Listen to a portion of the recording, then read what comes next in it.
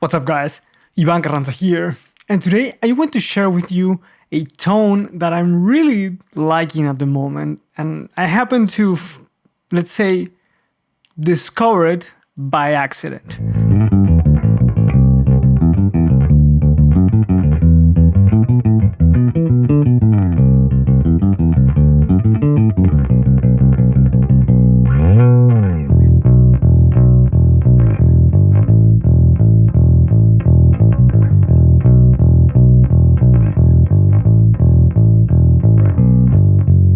So the other day, a fellow Dingwall player came over to my place to do a bass hang and, try my basses, my Super P and my Super J by Dingwall. And I got to try his C3 6-string bass, this one right here. And I have to say it was amazing. It was by far the best playing 6-string bass I've ever played. And I'm usually not into 6-string basses, but that bass was amazing. So when we were trying the basses, we used my amp here and I pushed it a bit hotter than what I would normally use it at here at home. Normally when I play, I either use my studio monitors, a DI, or directly into my interface, or sometimes the amp, but at a quiet volume, because in the hours that I play, I don't want to disturb my neighbors, even though my apartment is very well isolated sound-wise, but still I don't want to push it too hard to make the walls shake all the time. So for this time that, my buddy came over, I did push it a bit more and I discovered something pretty interesting. So let's switch camera angles to show you the setup, what I'm going to be using to record, and then talk a bit more about, tone, what I learned from this, and what I think could be interesting for you to also take from this experience. So here we have the setup. On the left, my bass. This is my Dingwall Super P, and I'm going to be recording the samples with the neck pickup only and playing around with the tone control. And here is the amp setup that I have. Here is the Tone Hammer 700 V1. There's a new version now as well with some extra bells and whistles. This is the old one. And the cabinet is my Mesa Subway 115 cabinet, and for the microphone I am using a Shure SM7b, and I'm placing it, I think you can somewhat see it a little bit. You see the cap of the cabinet right here, this circle that you might be able to pick up, and the microphone is right between, on the edge of the cap and the cone, so right in the middle there. That should give us some good enough top end and also some good enough lows for it. Now for the recordings, I played a couple of examples with the tone control fully open and play it more like a rock style of thing.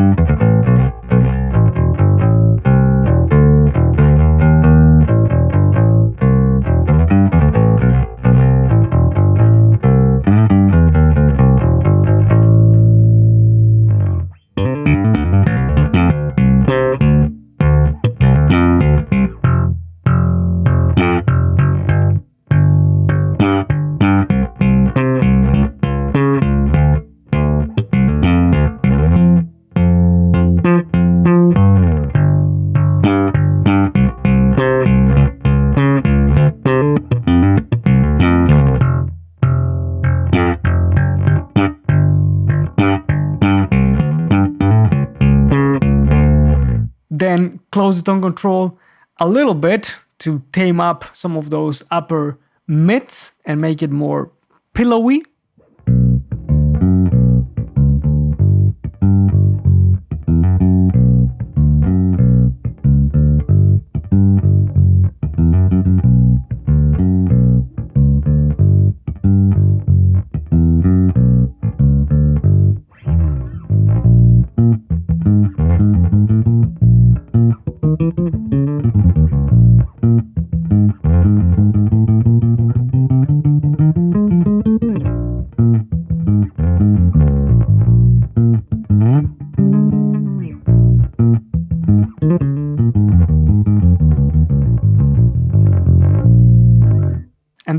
the tone control pretty much all the way closed to get that thumpy, warm, woolly kind of sound that's really great for soul, R&B, Motown kind of things.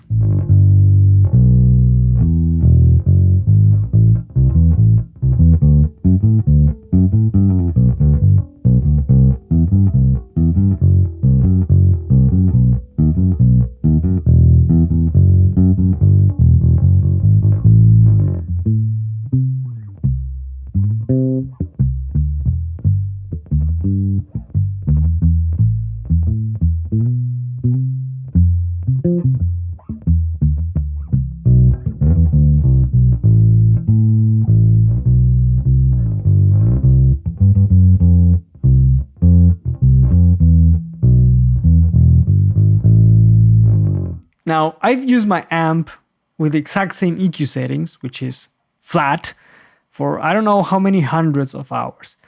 The only difference is that I've played with it at a quieter volume levels. And this is a key aspect of music EQing and dialing in tones that you definitely need to consider, because when we listen to music, when we listen to frequencies at a quieter volume compared to a louder volume, we perceive the different frequencies differently. And this is something called the Fletcher-Manson curve. You can Google that. I think my buddy Eric Arco has done an in-depth video on that. If not, you can YouTube. There's probably many examples and more in-depth examples than what I can describe. But essentially, when something is quiet, you don't perceive the treble and bass as loud as the mid-range. That's how our ears developed. And as you start increasing the level, then the curve flattens out instead of being, rolled off on the lows, rolled off on the highs, and it evens out and is a bit flatter. And this is essentially what happened to me with my amp right now, because once I really increase the volume, then I start to hear all the frequencies much more clear. And I felt, hey, even with the EQ flat, it sounds really, really good. I don't need to do much EQ-wise to make those sounds work. And I'm really digging how the bass sounds mic'd up.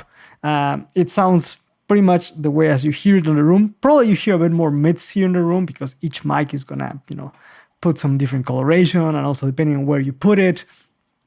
And these examples were just recorded pretty quickly, Even a flat EQ sound can sound really good. And tied to that, even more important is the fact that you should be able to adjust your sound and get the right tone that you're looking for right at the source, meaning through technique, attacking the strings harder or lighter, your right hand or plucking hand position. Are you palm muting? Are you only playing with your thumb? Are you only playing with your fingers? How are you plucking? Are you really digging in hard? Are you bouncing the strings off of the frets? All of those things are going to affect the tone, and you can EQ how much you want, but if the sound at the source or at the start is not good, the EQ is only going to be a band-aid to the sound that you're producing. And that's one thing that I love about P-basses, volume, tone control. That's it. You cannot really fake it. If you are not getting the right sound out of it, then it's most likely your fault. And just having the amp flat and just adjusting the techniques and how hard I'm hitting the strings, where I'm hitting the strings, how much of a tone control position do I have, it changes the sound completely and allows the bass to sit in different and very different styles of music. So I hope you guys liked the video and the tones. Let me know what you think down below in the comments. And also don't forget to subscribe, hit the notification bell to stay up to date with the content that's coming to the channel. As always, thank you guys for watching. Let me know what you think in the comments, and I'll catch you guys on the next one. Take care.